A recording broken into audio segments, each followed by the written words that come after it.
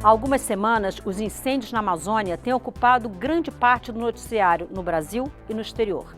Esse é também o tema do Expressão Nacional que começa agora. Eu abro o programa com um trecho da Constituição Federal.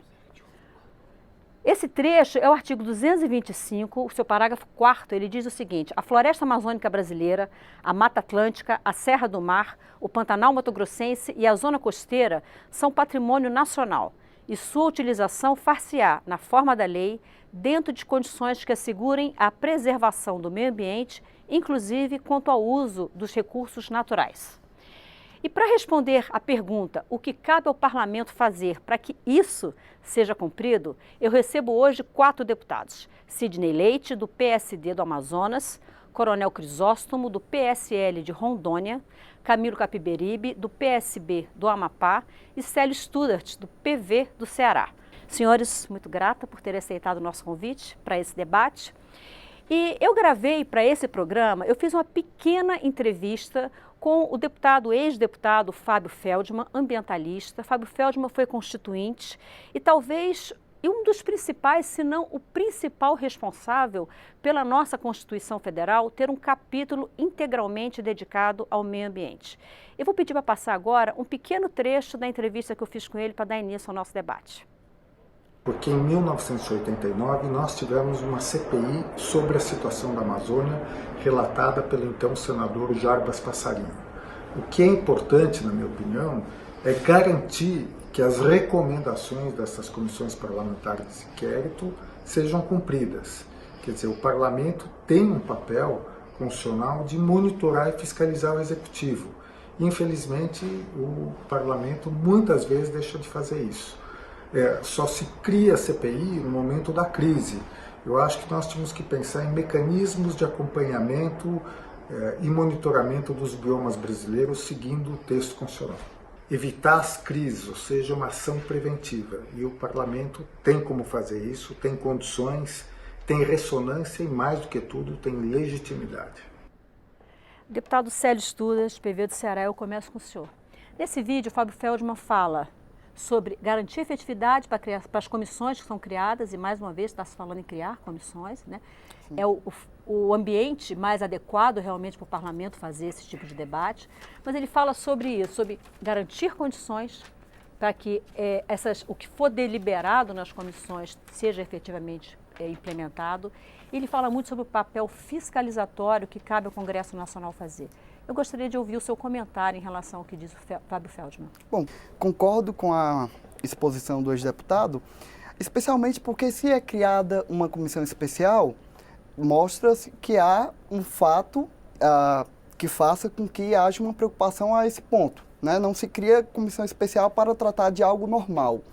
Então, é importante que o Congresso entenda, e eu acredito que está começando a compreender, especialmente com o que ocorreu na semana passada, 8 ex-ministros do meio ambiente, na verdade 9 ex-ministros do meio ambiente assinaram uma carta entregando ao Congresso, tanto à Câmara quanto ao Senado, pedindo providências e que o parlamento se pronuncie, ou seja, que o parlamento se articule, até que se articule com o parlamento europeu, que demonstra a dimensão do quanto a questão da Amazônia tem afetado inclusive manifestações de presidentes de outras nações.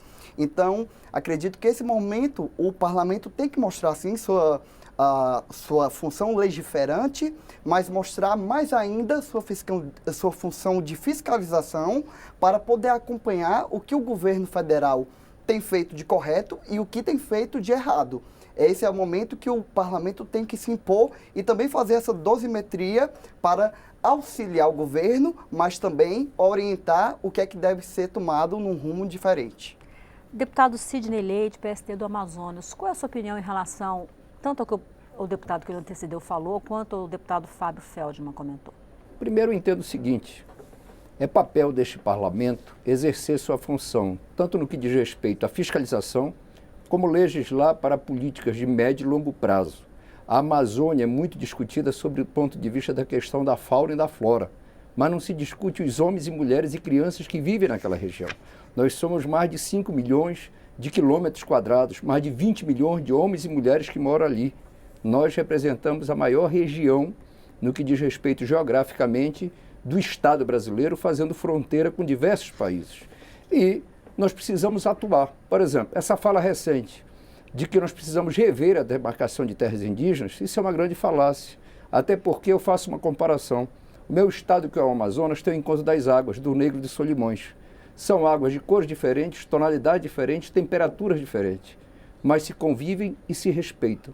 Não há necessidade disso. E é um espetáculo lindo, né? Com certeza. E não há dicotomia entre o desenvolvimento econômico com sustentabilidade ambiental. Até porque na Amazônia, se nós não o fizermos com sustentabilidade ambiental, nós não teremos o desenvolvimento econômico. Agora, há necessidade de avançar em pesquisa. E é preciso não só a comunidade internacional, mas o Brasil entender e compreender a Amazônia como o próprio presidente da República que aí está. Se não, vejamos, nós somos uma das regiões mais pobres do país. Nós somos a região com menor investimento em pesquisa.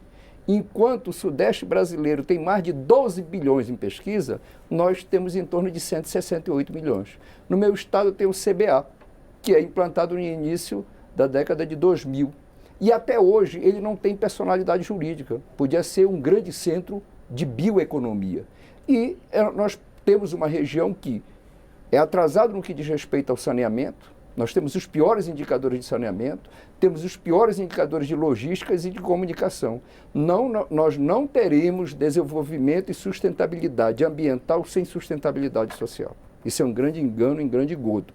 Não adianta criar unidade de conservação e não ter política que desinteresses a governos momentâneos, como foi a construção da hidrelétrica de Santo Antônio Giral, que inundou grande parte do Madeira, tanto no estado de Rondônia, quanto no meu estado. E por aí ficou sem nenhuma preocupação do ponto de vista, inclusive, do AIA-RIMA da época, que recomendava outro direcionamento em relação à construção dessas hidrelétricas. Nós precisamos pensar a Amazônia como um todo. E nós, com certeza, somos tratados, enquanto amazônidas, como brasileiros de terceira categoria, discriminado, inclusive, dentro do nosso próprio país. Deputado Coronel Crisóstomo, PSL de Rondônia, seu estado foi comentado agora, né, como tendo sido atingido por essa hidrelétrica. Eu queria ouvi-lo em relação a isso, em relação à fala do ex-deputado Fábio Feldman, em relação ao papel do parlamento brasileiro nessa crise toda que se foi colocada. Uma bela TV, bons programas. Eu quero começar, primeiramente, com relação à fala do nosso constituinte, Feldman. Ele tratou sobre evitar crises. Eu acho que a Amazônia se casa bem dentro disso. Nós temos que trabalhar a Amazônia sempre antes dos acontecimentos. O que está ocorrendo agora, falando em queimadas, falando em desmatamentos, e o presidente da República, diante de tudo que vimos, ele criou uma garantia da lei da ordem ambiental. Isso não é evitar crises, isso é trabalhar na crise. Logicamente, o governo Bolsonaro... No caso é apagar incêndio. No caso, pronto, ao pé da letra. Ao pé da, literalmente. Então, para a Amazônia, nós temos sim que pensar em trabalhar antes do acontecimento. Algo muito interessante e que já aconteceu há mais de 50 anos. Um exemplo, lá, Zona Franca de Manaus. Se não fosse a Zona Franca de Manaus, o estado do Amazonas, o estado do meu colega Sidney, deputado Sidney, com certeza não tinha apenas 3% de desmatamento. Teria muito mais que isso. É um processo natural. Mas com a Zona Franca, com a instalação da Zona Franca há mais de 50 anos, sim, a mata continua de pé. E o desenvolvimento tecnológico grande. Isso é prevenção, isso é trabalhar antes de uma consequência grave, sem dúvida nenhuma. Quanto às hidrelétricas, Giral e Santo Antônio de Rondônia, sem dúvida nenhuma, eu também concordo que poderiam ser feitas mais ações para evitar danos que hoje perduram no estado de Rondônia e vão continuar. Porque isso era para ser tratado de uma forma mais segura e mais responsável. Eu entendo assim. Entendeu? Logicamente que nós sabemos que foram feitos, sim, diversos estudos, estudos em relação a impactos ambientais. Foi feito. Mas ficaram muitos prejuízos para o estado de Rondônia. E hoje estão lá. Além, não só o prejuízo para o nosso estado, quanto também uma energia que se tornou cara para nós. Mesmo Rondônia produzir hoje em torno de 15% da energia do país. Pagamos uma energia caríssima. E ficamos, na verdade, com o nosso meio ambiente numa situação complicada, é real isso, com pouco retorno para a população. É um exemplo nítido com relação à questão ambiental. Nós temos que trabalhar, sim, sempre antes do prejuízo. Deputado Camilo Capiberibe, eu gostaria de ouvi-lo também nessa primeira rodada de conversa em relação ao que foi falado pelo constituinte Fábio Feldman, o ambientalista, sobretudo em relação ao aspecto fiscalizatório do Parlamento brasileiro. A sociedade brasileira, ela exige, nesse momento, a resposta, nós como Parlamento, principalmente a Câmara dos Deputados, que é a Casa do Povo Brasileiro, tem que se sintonizar com o desejo da sociedade, para a gente poder estar respondendo ao que se espera de nós, e não ao que na Europa se espera, porque fica essa dicotomia que ela é um pouco deslocada, nós não temos que responder para os outros países, isso é um fato, ninguém questiona isso, nós temos que responder para a sociedade brasileira. O que a sociedade brasileira disse? 96% da população, respondeu uma pesquisa semana passada, disse que a questão ambiental é fundamental. E 83% que as mudanças climáticas são uma questão real colocada que precisa ser enfrentada. Nesse momento, complementando essa parte de pesquisa, segundo o Instituto Ipsos, segundo Ipsos, 53% da população brasileira, no que tange a preocupação ambiental, a principal preocupação de 53% é a questão do desmatamento. Então, você vê, e o desmatamento, ele não é um problema em si, porque ele é um problema, mas ele é, na verdade, um grande sintoma da falta de capacidade que o nosso país teve de desenvolver políticas claras para a Amazônia. Esse modelo de queimar que nós estamos vendo hoje é um modelo que vem há muitos anos se reproduzindo. A gente consegue reduzir os índices, eles se ampliam em outros momentos quando tem digamos assim, uma flexibilidade no olhar da importância da floresta como ativo econômico.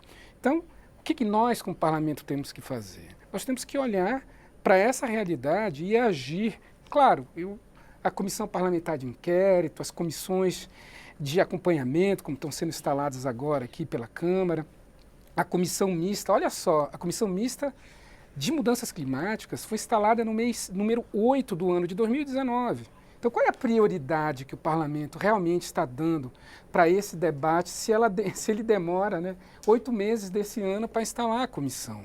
Então, nesse momento, no plenário, está sendo votado o projeto, está sendo debatido se vai ser votado ou não, de pagamento por serviços ambientais, que é previsto desde o Código Florestal de 2012, mas que tem lei tramitando aqui desde 2007. Então, nesse momento de crise... Projeto de deputados Rubens Bueno e Arnaldo Jordi. Arnaldo Jordi, que está sendo relatado pelo deputado Arnaldo Jardim. Exatamente. Eu saí de lá para vir para cá, porque esse é um tema que me interessa, porque eu olho as populações tradicionais do Amapá e quero responder um modelo de desenvolvimento que dê para elas ferramentas. Porque realmente, o deputado Sidney Leite tem razão, nós somos 20 milhões de pessoas na Amazônia que precisamos sobreviver, mas a melhor alternativa de sobrevivência para nós é desenvolver a cadeia produtiva dos produtos da sociobiodiversidade. O açaí, que há 20 anos atrás era completamente desconhecido, hoje ele é conhecido em qualquer lugar do mundo. Só no Amapá ele mobiliza anualmente em torno de 700 milhões de reais e no mundo são mais de 10 bilhões de dólares movimentados pelo açaí. Quantos produtos desses estão lá desconhecidos porque nós não temos uma política de ciência e tecnologia e uma política de apoio à industrialização desses produtos? Tem um ponto, tem um outro, em relação a essa questão do desenvolvimento específico do bioma Amazônia, a questão da pesquisa, deputado, que o senhor mencionou também, o deputado Feldman comenta sobre isso também, quando ele ele defende a legislação própria para o bioma da Amazônia. Vamos ouvir o que ele fala em relação a isso. Eu, pessoalmente, continuo insistindo que o bioma amazônico mereceria uma legislação própria. Inclusive porque, passados todos esses anos da Assembleia Nacional Constituinte, nós teríamos condições de fazer uma legislação baseada na melhor ciência e, com isso, garantir o melhor cumprimento da lei. Portanto, a legislação brasileira é boa, ela tem que ser cumprida, mas há muita coisa a ser feita. O senhor concorda, deputado Sidney Leite, que o bioamazônico ele mereceria uma legislação específica? Concordo, mas aí tem duas outras questões. Historicamente, os governos brasileiros têm cometido um equívoco de achar que criar unidade de conservação por si só resolve o problema da preservação da Amazônia. Não há como preservar um continente como a Amazônia somente com isso, deixando de lado, como o deputado colocou, o deputado Capiberibe, principalmente as populações tradicionais, que são os grandes guardiões da floresta. Esses sim precisam de atenção. Nós precisamos de políticas públicas para a região, mas políticas públicas não de Brasília para a Amazônia, da Amazônia para si mesma, porque essas populações lá, elas se entendem e se compreendem. Então é importante isso. A realidade do estado do Amapá não é a mesma de Rondônia, que não é a mesma do Amazonas, e são características diferentes. Essa semana mesmo eu estive no Alto Rio Negro, é totalmente diferente da região do Alto Solimões, mesmo sendo próxima dentro do meu estado. Então são realidades.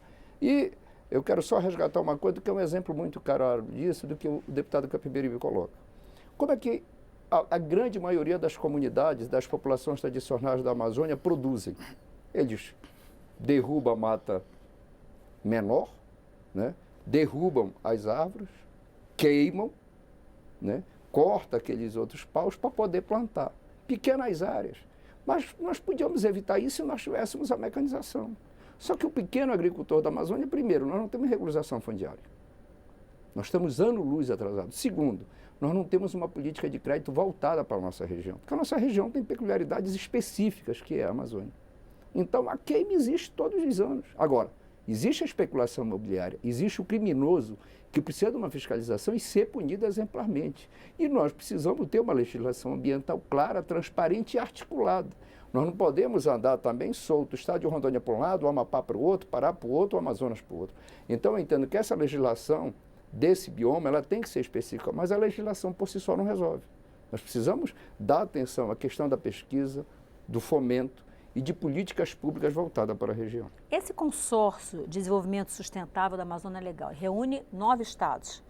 O Congresso Nacional tem tido uma boa interface com esse consórcio, porque imagino que esse consórcio seja um caminho, uma porta para ajudar a fazer esse trabalho que o senhor propõe, não? Não, o Congresso tem sido, como disse o deputado Capiberibe, agora que vieram instalar, né, a Comissão de Mudanças Climáticas. O Congresso, por sinal, tem sido muito alheio em relação a isso. Nós temos pauta muito caras e muito próprias para nós da Amazônia, que nós precisamos ter a atenção do Congresso como todo. Eu acho que é um grande momento, porque muitos se arvoram a discutir a Amazônia sem conhecer a Amazônia. Essa que é a realidade. Acho que simplesmente ter leis, criando unidade de conservação, preservando em tese, numa letra fria, né, e muitas vezes até morta da lei, vai resolver o problema da Amazônia, e não vai. Por exemplo, o meu estado é um grande corredor da entrada da droga no nosso país. Né? Nós somos vizinhos dos maiores produtores de droga do mundo, certo? Mas a estrutura que o Exército Brasileiro tem lá é pequena, é diminuta, sem tecnologia, sem recursos, sem meios. Então esse é um exemplo claro.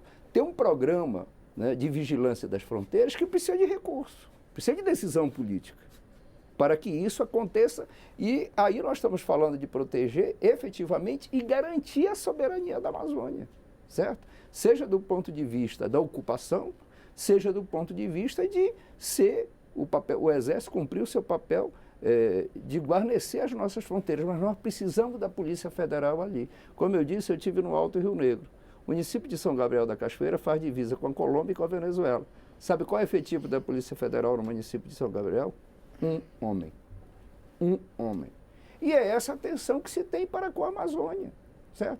Nós estamos lutando aqui para ter uma estrada para integrar toda a Amazônia Ocidental, do ponto de vista da logística, da comunicação, que é importante para nós, da economia, e a gente não consegue essa estrada. Uma estrada já existente, nós estamos há anos, não é isso, Crisóstomo? Lutando pelo licenciamento ambiental. Então, e o que acontece? Onde está essa questão do foco das queimadas, pelo menos que diz ao meu estado? Na última fronteira agrícola. Agora, isso é papel do quê? A ausência da fiscalização, a ausência de políticas públicas, a ausência de uma política de desenvolvimento regional e que permite essa especulação certo? Seja do ponto de vista fundiário, seja do ponto de vista, inclusive, da exploração de homens e mulheres que se encontram na região. Deputado Coronel Crisóstomo, o senhor que é vice-líder do PSL, o Partido do Presidente da República, né? O senhor acha que existe já algum movimento? Porque o governo vem se reunindo, hoje mesmo 4 ministros estavam na região amazônica, o governo vem se reunindo com os governadores. Já existe alguma definição em relação a essa preocupação colocada pelo deputado Sidney Leite, em relação à segurança das fronteiras? O que pode ser feito? Alguma coisa? Sou vice-líder temporário. Em alguns momentos eu sou colocado como vice-líder. Mas sou líder do governo Bolsonaro no estado de Rondônia. Muito bem. Com relação a questões de fronteira, tanto com relação à proteção e a garantia de manter a ordem na faixa de fronteira, que é pelas Forças Armadas, tem um fator muito importante que nós temos que analisar. Foi criado um projeto Calha Norte. Foi criado há um tempo atrás. E a ideia do projeto Calha Norte era uma ideia de ocupação. Que os órgãos públicos, principalmente os órgãos federais que têm a ver com a Amazônia, deveriam ocupar fisicamente algumas cidades da faixa de fronteira. Forças Armadas também. Forças Armadas criou os seus atos e os militares foram para lá. Foram criadas várias organizações militares, vários quartéis, em várias cidades. E os militares foram, o militar tem que ir. Outros órgãos federais, para ocupação, porque não adianta pensar em ocupação de Brasília, você tem que estar lá fisicamente. O deputado Sidney falou algo importante. Fato é que muitos desses órgãos pensaram em ir e não foram. Outros construíram alguma coisa lá na faixa de fronteira, mas não foram. E alguns poucos que foram, chegaram lá, viram que a Amazônia não é bem assim.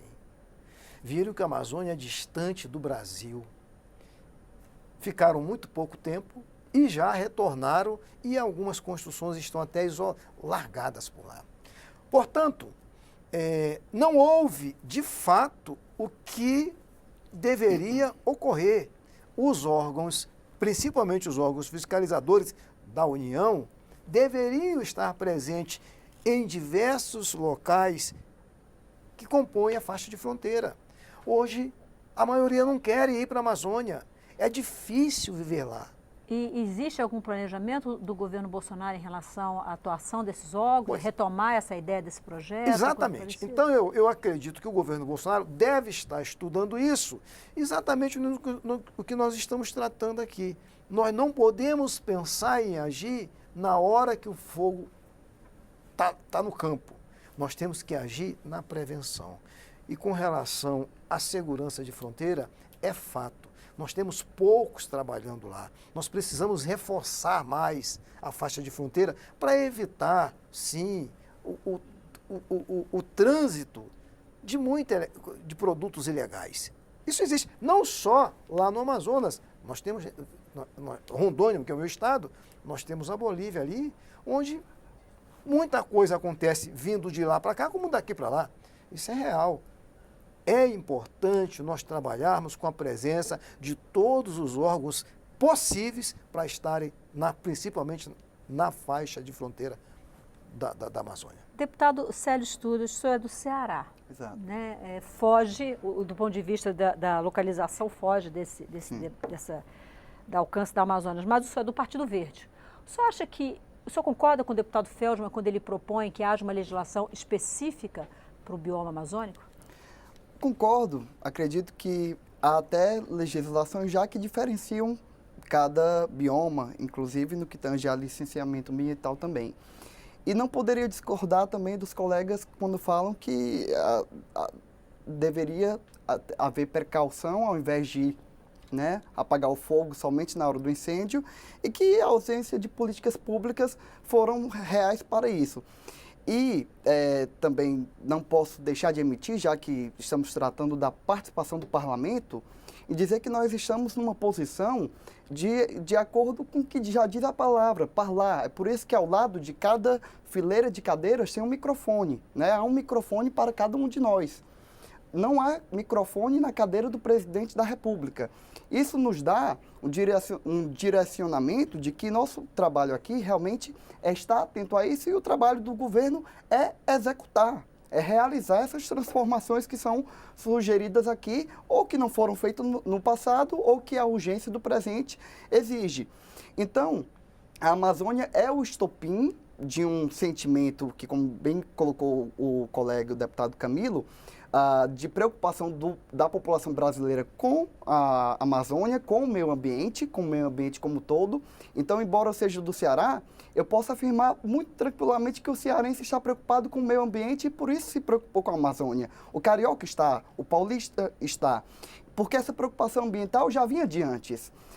Nós tivemos aí um problema com Brumadinho, nós tivemos problemas em outras áreas ambientais, e também foi um reflexo de demonstrações pouco contributivas, demonstrações ou falas até um pouco irresponsáveis do presidente da República, quando no começo não queria criar um Ministério de Meio Ambiente. O deputado Camilo colocou aqui que nós estamos criando uma comissão de mudanças climáticas há destempo. Então, imagine se nós não tivéssemos uma comissão de meio ambiente também aqui no parlamento. Então, muito pior, imagina se nós não tivéssemos um Ministério do Meio Ambiente. Então, uma série de fatores e uma série de ações alertou a população brasileira acerca disso. 75% de uma pesquisa também dos brasileiros mostrou que o brasileiro quer que a Amazônia seja gerida, ou seja, que nós, brasileiros, possamos resolver essa questão da Amazônia, os incêndios, a queimada. Mas isso demonstra que a população está atenta ao meio ambiente como um todo e que a preocupação ambiental com a Amazônia é parte de de uma grande tensão, de um grande momento que o Brasil passa de não interpretação de que políticas ambientais o governo federal quer para o país. Uma outra tensão que aconteceu recentemente, né, nesse momento de discussão, foi em relação à questão financeira. Né, os recursos oferecidos pelo G7, se o governo brasileiro receberia esses recursos ou não. E aí eu vou pedir para colocar aqui no ar o que o presidente da Câmara, deputado Rodrigo Maia, falou em relação a isso. O Brasil não deve abrir mão de nenhum real. O que nós temos que decidir, né, é, recebendo recursos, ter regras de um país soberano como o nosso da execução desses recursos. Minha expectativa é muito grande amanhã da decisão do ministro Alexandre de Moraes, que eu acredito que poderá, né, se decidir a favor, tomará uma decisão histórica, colocando parte dos recursos do fundo da Petrobras para os estados da região, para o governo federal, para que a gente possa avançar e já ter recursos, né, na ordem de R$1 bilhão, que é o pleito da Câmara. Deputado Camilo Capiberibe, essa questão dos recursos foi bastante discutida, como eu falei antes da fala do presidente. Eu queria ouvir em relação a isso, mas recentemente os governadores, e que eu mencionei há pouco, o Consórcio de Desenvolvimento Sustentável da Amazônia Legal, eles reunidos, o governador do seu estado disse que estão buscando ver a possibilidade jurídica de, na hipótese de o presidente da República não querer receber os recursos que vêm do G7, como ele sinalizou essa possibilidade, de os estados da Amazônia receberem diretamente esse recurso. Você sabe dizer como é que está desenrolando isso, se isso está sendo viabilizado juridicamente, como é que está isso? Eu acompanho todo esse debate também pela imprensa, vou lá no Amapá também, recebo as informações. Eu não sei se existe um caminho jurídico para que se dê essa relação dos estados federados brasileiros com estados nacionais estrangeiros. Por quê? Porque relações internacionais se dão entre estados nacionais, não entre estado e subente, porque isso passaria necessariamente pela interveniência do Itamaraty e do governo brasileiro. O que eu acho que deve haver nesse caso é razoabilidade. Veja, essa me parece que é inclusive um instrumento de pressão dos governadores para dizer para o presidente da República que isso não é hora de bater o pé e dizer assim, eu não aceito esse dinheiro no momento em que precisa de dinheiro. Nós acabamos de perder por as palavras elas precisam ser colocadas da maneira correta, por falta total de compromisso com o meio ambiente, 285 milhões da Alemanha e da Noruega do Fundo Amazônia. Nós temos ali um recurso, o ministro do Meio Ambiente esteve lá na comissão agora em julho e disse que é irrisório o recurso do Fundo Amazônia, 3 bilhões de reais. Tem 1 bilhão e 500 milhões de reais do Fundo Amazônia, mas não tem mais o conselho para o conselho se reunir e definir a destinação, um conselho que é extremamente rigoroso. É mais fácil você conseguir um empréstimo do BNDES do que o recurso a fundo perdido do Fundo Amazônia, que também é gerido dentro do BNDES, mas é um fundo privado. Então isso por quê? Porque isso foi pactuado com o governo brasileiro. Então eu acho que é a hora da razoabilidade tomar conta do debate. Eu acho que a ideia do fundo, dos recursos da Petrobras irem para o meio ambiente, ela inclusive é uma ideia que se espelha muito no conceito do próprio Fundo Amazônia, porque a Noruega ela tem uma matriz econômica que explora o petróleo, que é uma matriz que ela é danosa ao meio ambiente e ela compensa pagando para que nós possamos preservar aqui as nossas florestas. Então, na minha avaliação, o que falta aqui é bom senso mínimo, não é muito bom senso, é uma coisa mínima de você reconhecer que esse recurso precisa vir e ser executado. Eu vou lhe dar um exemplo. No meu estado, tem uma comunidade que fica na beira do Rio Amazonas, a 2 horas de voadeira. Se for de barco normal, vai levar 8 horas para você chegar lá, que tem uma escola família agrícola, eles vivem do açaí, da pesca do camarão e da agricultura. Eles têm um projeto de 1,2 milhões para captar pelo esforço deles dentro do Fundo Amazônia. Foi aprovado, mas eles não conseguem captar. Na Foz do Rio Mazagão, 2,5 milhões para quê? Para desenvolver a cadeia produtiva dos produtos da sociobiodiversidade. Nós estamos falando de gerar emprego na industrialização desses produtos e vender para esse mercado internacional que é simpático à preservação e tem que ajudar a gente a preservar também, abrindo mercados para esses produtos. Então, eu acho que esse caminho é esse. Deputado André Dias, de São Miguel dos Campos, Alagoas, ele disse o seguinte: o parlamento brasileiro não pode ser omisso e deve pedir clareza e esclarecimento ao presidente sobre a fala de que os incêndios são provocados por conta das organizações não governamentais. Veja, essa é uma tarefa assim, realmente muito complexa. O presidente ele fala coisas sem o menor compromisso com a verdade, sem buscar nenhum tipo de prova do que ele está afirmando. Essa questão das ONGs é apenas uma das afirmações que ele fez e que realmente trazem perplexidade para a sociedade. Veja, a pesquisa que foi divulgada essa semana mostra que um percentual muito elevado da sociedade brasileira não confia na palavra do presidente. Isso é muito grave. Muito mais grave do que uma má avaliação é a perda da confiança da palavra. A palavra do presidente ela tem um peso muito importante porque ela representa a nação brasileira, o Estado brasileiro. E essa é a situação que nós estamos vivendo. Nós, na Comissão de Meio Ambiente, temos feito diversas comunicações para cobrar, né, do Ministério, do Fundo Amazônia. Veja, a relação do presidente da República, o Congresso Nacional, assim, é uma gestão política. Tem diversos partidos aqui dentro, partidos que são da base do governo e que são da oposição. Então, nem todo mundo vai até onde é necessário ir por compromisso político partidário. Mas eu tenho certeza que a consciência das pessoas que estão aqui dentro mostra que o que tem se dito aí para fora é terrível, inclusive para a imagem do Brasil, não só perante o eleitorado e o cidadão brasileiro, mas perante o mundo inteiro. Porque as pessoas, assim, se cobram isso. Deputado, eu gostaria de ouvi-lo, deputado Crisóstomo, Coronel Crisóstomo, gostaria de ouvi-lo em relação ao que foi dito há pouco. E aí tem um outro comentário que chegou, que vai em outra linha. Ele diz o seguinte: tem vídeos de pessoas... Leonardo Adams, ele diz via Facebook, tem vídeos de pessoas incendiando partes da floresta por pura política ideológica. Eu gostaria de saber se o senhor concorda com essa avaliação do Leonardo, com a fala do Leonardo, e ouvi-lo em relação ao que tanto o nosso telespectador quanto o deputado Camilo Capiberibe disse em relação às falas do presidente da República. Respeito muito a fala do nosso deputado, nosso colega deputado Camilo Capiberibe, mas eu discordo de algumas colocações.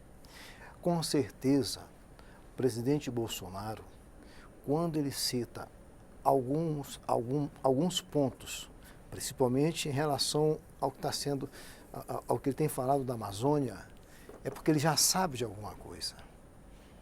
Eu sou um amazônico, eu nasci na floresta, eu sei como funciona a floresta, eu vivo na floresta. Lá, sim, o homem da floresta, ele queima a sua terra.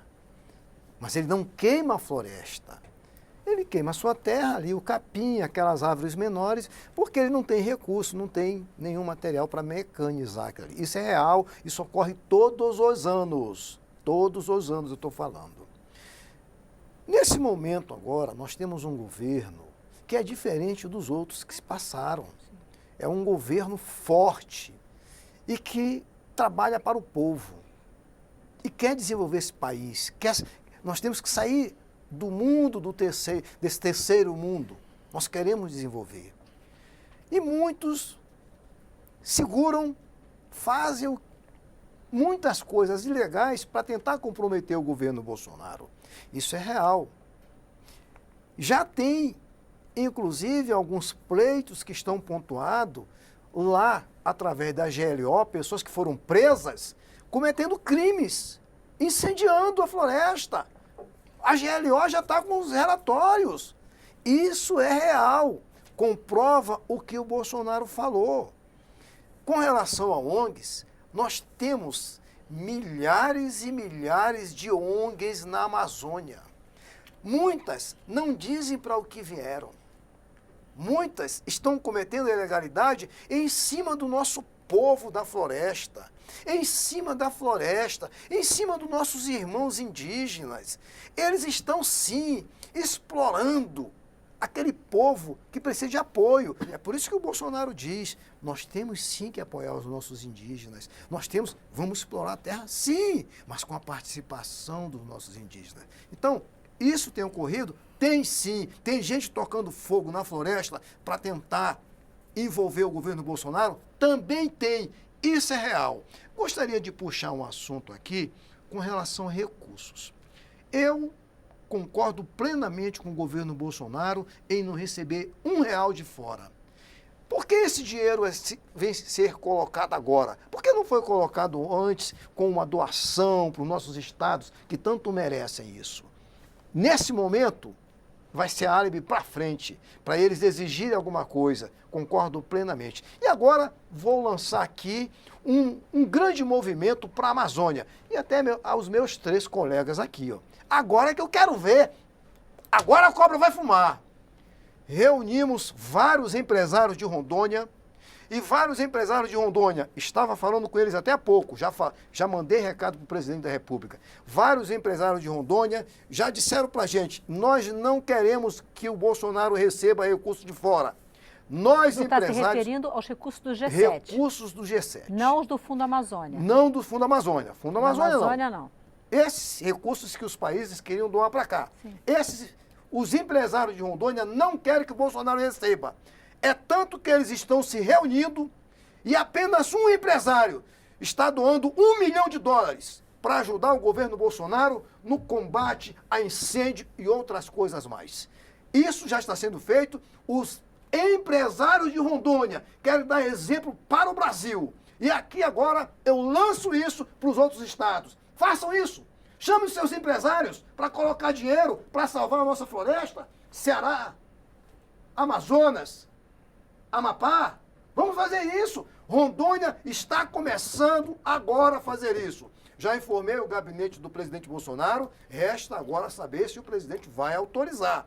Mas os empresários de Rondônia, através de um movimento de Rondônia, para dar exemplo para os empresários brasileiros, nós temos condições, sim, de resolver o nosso problema. Bom, agora eu quero ouvi-los. Então, deputado Sidney Leite, do PSD do Amazonas, você acha que o caminho é esse, um consórcio de empresários com doação de recursos? Primeiro, eu lamento muito querer politizar a questão da Amazônia.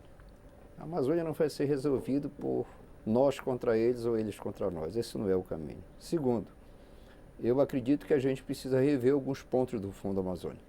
Isso também é fato, nós precisamos facilitar que este recurso possa chegar principalmente para as populações tradicionais e ribeirinhas, e homens e mulheres da floresta, para estruturar a cadeia produtiva e melhor investimento na pesquisa. Terceiro, este Congresso tem papel, sim, importante, como eu disse no início da minha fala, de curto, de médio e longo prazo. Veja, por exemplo, a questão da exploração mineral. Nós precisamos ter uma legislação mais clara, moderna, inclusive com a tecnologia que é disponibilizada hoje. Vou citar aqui um exemplo de muitos que eu poderia citar. O Brasil é destaque internacional na produção da agropecuária. certo? Mas o grosso do nosso potássio é importado. Nós poderíamos produzir todo esse potássio lá no estado do Amazonas. Mas nós precisamos de uma legislação mais clara. Hoje, qualquer cidadão chega no órgão de recursos minerais, pede uma solicitação de alvará de lavra para pesquisa, ninguém quer saber se ele tem conhecimento, se ele tem estrutura, se ele tem capital, se ele tem parceria com pesquisa, e é dada aquela autorização e ele fica ali com um poder especulativo, porque ele não tem capacidade de exploração. E nós precisamos avançar nesse sentido. Discurso político não vai resolver o problema da Amazônia nem dos amazônidas. E eu defendo, sim, que se nós pudermos juntar para enfrentar os desafios e as necessidades das políticas públicas para a nossa região, toda ajuda é bem-vinda. Agora, este parlamento tem que exercer seu papel. Primeiro, de fiscalização junto ao governo federal, certo? Porque nós não podemos nos omitir em relação a isso. Eu fico feliz com a fala do deputado Célio, certo? Mas nós não precisamos ficar só no discurso, nós temos que fiscalizar. Segundo, não adianta dizer, eu vou destacar o Exército Brasileiro para fiscalizar, para apurar. O Exército não tem dinheiro para comprar comida a partir de setembro. Essa que é a realidade.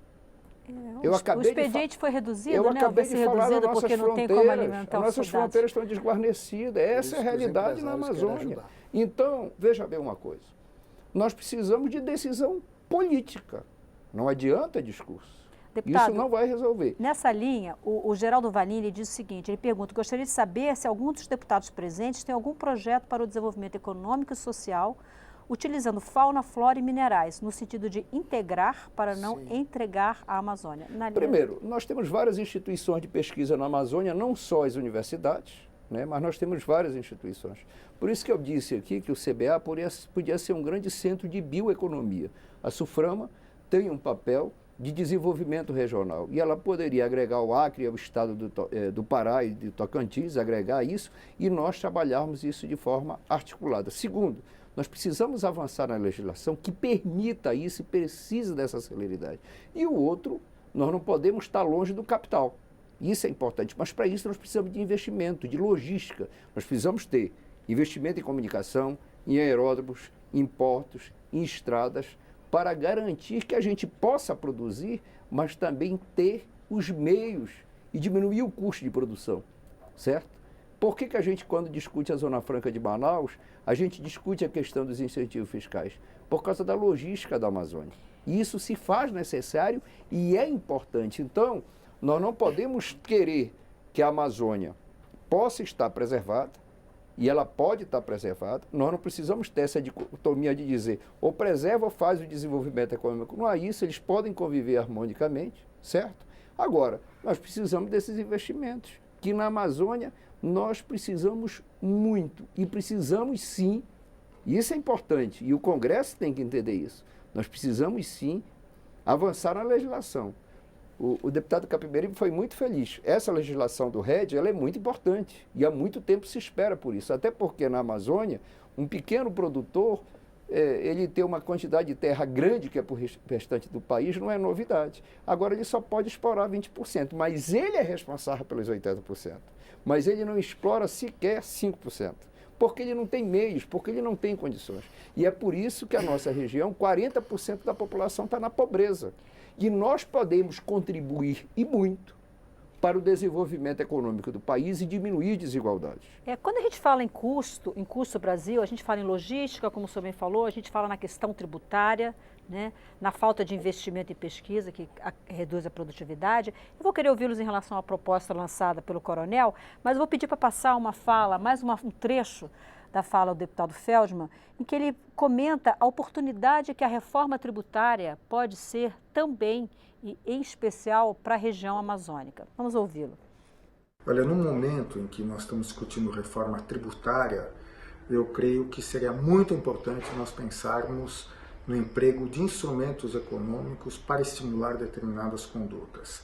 A legislação brasileira de meio ambiente, de maneira geral, ela segue o que nós chamamos de comando e controle, ou seja, eu fixo uma meta e acompanho se essas metas estão sendo cumpridas. Eu fixo, por exemplo, reserva legal e vejo se está sendo mantido ou não. Acho que está na hora da gente usar novos instrumentos. Quer dizer, ao pensar, ao desenhar o sistema tributário, eu acho que existe uma enorme oportunidade de nós realmente avançarmos e, com isso, criarmos estímulos para que as boas condutas sejam realmente implementadas. Deputado Camilo Capiberibe, no início do programa, logo no início, o deputado Coronel Crisóstomo comentou sobre a Zona Franca de Manaus, acho que foi o senhor que comentou sobre a Zona Franca de Manaus, e eu queria ouvi-lo em relação também, não só à Zona Franca, mas em relação ao que o deputado Feldman falou, de que a reforma tributária que está em discussão na casa, né, a gente espera também chegar do governo, uma que vem do Senado, isso pode ser uma oportunidade também para reduzir os custos comentados pelo deputado Sidney Leite. Eu acho que sim. Nós já tivemos algumas experiências. A Zona Franca de Manaus, eu diria que é a mais bem-sucedida, né? É claro que ela sempre tem uma certa oposição em São Paulo, né? Quem aí em Manaus sabe disso. Não é sem um certo conflito de interesses, aliás, não certo, é um grande conflito de interesses que a Zona Franca vai se estendendo. Por exemplo, meu estado foi implantado uma área de livre comércio no início dos anos 90, com incentivos para a aquisição de produtos importados lá. E ela durou 6 meses, o Ministério da Fazenda baixou uma portaria estabelecendo um limite muito baixo de produtos que poderiam ser levados por pessoa e acabou, morreu aquela experiência. Eu acho que nós temos sim um potencial de fazer uma política geral que tenha na preservação do meio ambiente, na implantação de políticas de desenvolvimento de baixo carbono, assim, um norte. Mas eu acredito também que nós podemos pensar no financiamento. Acho que o financiamento direcionado, assim, uma decisão política de direcionar, por exemplo, durante muitos anos, você tinha toda essa prática de derrubar a floresta para colocar pasto no lugar, financiada pelos bancos públicos brasileiros, né? Não faz muito tempo que essa prática mudou. Mas, além da gente evitar o desmatamento, o que a gente pode, em termos de financiamento, construir na Amazônia? O desenvolvimento, lá 1 hectare de floresta em pé vale muito mais do que 1 hectare de pasto. E vale mais mesmo do que 1 hectare de soja. A floresta em pé ela é extremamente valiosa, mas ela não vai produzir empregos verdadeiros para as populações que estão em Manaus, que estão em Porto Velho. Ela por si só, entre aspas, não gera a riqueza financeira. Ela não gera, ela pensa, precisa né? ter um investimento em ciência e tecnologia. Nós estamos vendo o governo fazendo o quê? Cortando os investimentos das bolsas, cortando milhares de bolsas de pesquisadores. Já não era suficiente e agora está sendo cortado. Então, se nós não tivermos ciência e tecnologia, financiamento da pesquisa, se nós não tivermos financiamento de empreendimentos que sejam construídos para desenvolver essa cadeia da biodiversidade, se nós não tivermos formação na base, os institutos federais são um instrumento poderoso para isso. Nós temos, por exemplo, no sul do estado, uma região de castanhais e de muita população extrativista, um instituto federal ali que pode estar servindo de base para a construção, para a formação das pessoas que vão fazer essa nova economia. Deputado, eu quero ouvir o deputado Célio Studat ainda, mas só para não deixar o deputado Crisóstomo sem resposta, você acha que essa doação por parte dos empresários é um caminho? Olha, Coronel Crisóstomo, o senhor está falando e eu estou botando muita fé na sua palavra, mas esse dinheiro eu só acredito quando ele for colocado ali mesmo, porque não é uma prática muito do empresariado brasileiro, não estou falando nem lá do de Rondônia, colocar a mão no bolso e assim, dessa maneira, para apoiar nenhum tipo de medida. Eu não quero que isso soe como uma crítica, mas assim, eu acredito depois que eu ver realmente essa medida acontecendo, que é muito raro, né?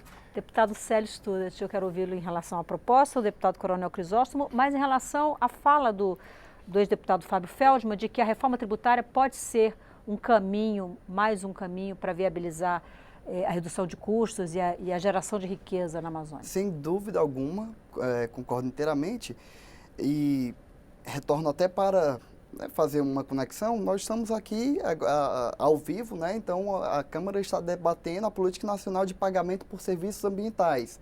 Isso demonstra muito claramente que as melhorias ambientais são impactadas também pelos recursos que são motivados ali para o para o pequeno agricultor, enfim, para o pequeno produtor, de uma forma geral. Então, em um país como o nosso, onde nós temos uma carga tributária enorme, onde é pesado competir, é pesado produzir, é pesado empregar, uma reforma tributária que possa ajustar e que possa parar algumas arestas, tendo em foco a bem utilização dos recursos ambientais, é uma saída excelente. Então, a Câmara tem a oportunidade de debater esse projeto e votar e aprová-lo. Tem a oportunidade também de debater o desmatamento legal zero, a Política Nacional de Manejo Integrado do Fogo.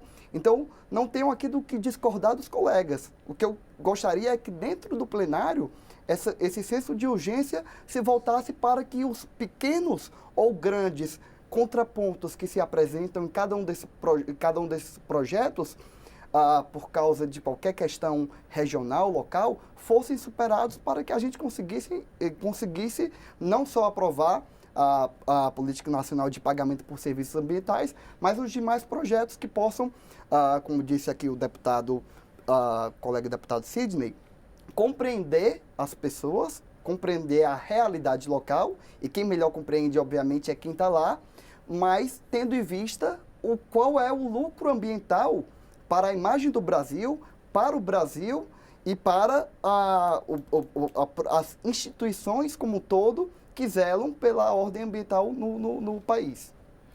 Na semana passada, o deputado presidente da Câmara, Rodrigo Maia, recebeu, como foi comentado pelo senhor no início do programa, ele recebeu 7 ex-ministros e mais um secretário de Meio Ambiente e que entregaram a ele uma carta com pedido, né?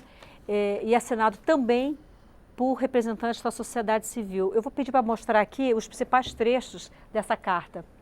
Então vamos lá. Diz o seguinte: vimos na qualidade de ex-ministro do Meio Ambiente propor a adoção das seguintes medidas em caráter emergencial. Suspensão imediata da tramitação de todas as matérias legislativas que possam, de forma direta ou indireta, agravar a situação ambiental no país. Moratória ambiental, ou seja, adiamento de projetos de leis e outras iniciativas legislativas que ameacem a Amazônia, povos indígenas e biodiversidade. E realização de audiências públicas em comissão especial no Congresso Nacional, com a participação de especialistas em proteção do meio ambiente, representantes das comunidades locais, do agronegócio e de agentes públicos federais e estaduais para tratar dos temas fundamentais da agenda socioambiental do país. Deputado Coronel Crisóstomo, nós estamos caminhando já para o encerramento do nosso programa, mas o senhor disse há pouco que o governo nós temos agora é um governo diferente, de fato, né? De fato, a população brasileira assim decidiu que queria algo diferente. Eu queria saber como é que o governo analisa esse pedido, que é de um conjunto de ministros de meio ambiente, que desde o governo Collor até o governo Michel Temer. O senhor acha que é por aí que o parlamento deve agir, suspender determinadas coisas e realizar audiências públicas? Qual é a sua opinião, a opinião do governo, sobretudo? Acho que esses itens, eles, de 1 ao 3º, merecem uma análise. Não dizer que vai parar tudo, não dizer que vai impedir qualquer ação do governo que esteja em curso, não deva dar continuidade. Mas eu acredito que todos os 3 itens devem se e merecem uma análise para que veja o que realmente pode ser feito desde já. Com relação ao item número 3, e aqui eu acho que é bastante oportuno agora falar como Câmara dos Deputados, não apenas o parlamentar Coronel Crisóstomo, temos 2 audiências públicas para a Amazônia, Rondônia, para tratar exatamente do que está sendo veiculado hoje no Brasil. Um é sobre minérios. A audiência pública que seria ontem, infelizmente não pôde, porque o ministro faz questão de participar e ontem ele não pôde, eu tive que adiar. É a audiência pública para tratar tudo sobre minérios, todos os tipos de minérios, inclusive minérios em terras indígenas. É uma audiência pública da Câmara Federal que eu solicitei, já está autorizado, o deputado Rodrigo Maia autorizou e vai ocorrer na cidade de Porto Velho, em Rondônia, tudo sobre minérios, inclusive exploração em terras indígenas. Nós vamos discutir com vários órgãos federais que já foram convidados e a comunidade em geral, inclusive a FUNAI vai estar presente. Eu irei presidir essa comissão. E a outra é sobre o desenvolvimento da Amazônia, e até o deputado tem conhecimento, que é sobre Zona Franca de Manaus, tudo sobre Zona Franca e sobre portos na cidade. Essa audiência pública será na cidade de Guajará-Mirim, em Rondônia. 2 audiências públicas importantes dos temas que nós estamos tratando aqui, e o presidente Rodrigo Maia já autorizou as 2, e eu vou presidir essas 2 audiências públicas, que se chama Mesa Redonda no nosso estado. Deputado Sidney Leite, eu queria ouvi-lo rapidamente em relação às propostas trazidas pelos ex-ministros. Veja bem o seguinte, é o que eu volto a dizer, essa questão da politização da discussão ambiental, né, ela potencializa mais o problema do que ele realmente é. E é muito histerismo nessa discussão. É importante essa colocação. Eu acho que tudo aquilo que vem no sentido da legislação que comprometa a biodiversidade não é salutar, não é bom. Né? Pelo menos entendo dessa forma. E a discussão da Amazônia, ela precisa se aprofundar, certo? Independente da carta, volto a dizer, esse parlamento tem que exercer seu papel. E tem que discutir a Amazônia como um todo. Não só do ponto de vista da biodiversidade, mas de uma região, e que tem populações num território muito vasto, mas tem população urbana, com problema de qualquer cidade com mais de 2 milhões de habitantes. Então, é importante nós compreendermos isso. Agora, compreendermos isso não só como um potencial da biodiversidade, mas também, como foi dito aqui, de ter isso daí um potencial do ponto de vista de riqueza, mas de uma riqueza tangível. Né? Porque quando o deputado Capiberibe coloca aqui a floresta em pé, seja na percepção de muitos, da grande maioria de quem está lá, de nós, não vê isso como algo tangível. Né? Eu costumo citar o exemplo do tucunaré. Né? Um tucunaré vivo vale $100. Na banca do mercado, se valer R$10 é muito. Só que para o ribeirinho, esses $100 não é tangível. Nós precisamos... Ele vai comer com os R$10. Com os 10 ele come, os 100 ele não é tangível. Então, essas são preocupações importantes, mas elas não podem ser preocupações pontuais. Deputado, eu preciso encerrar o programa. Amanhã vai haver uma comissão geral, está confirmada essa comissão geral no plenário da Câmara? Amanhã às 9 da manhã, é isso? Isso. É isso.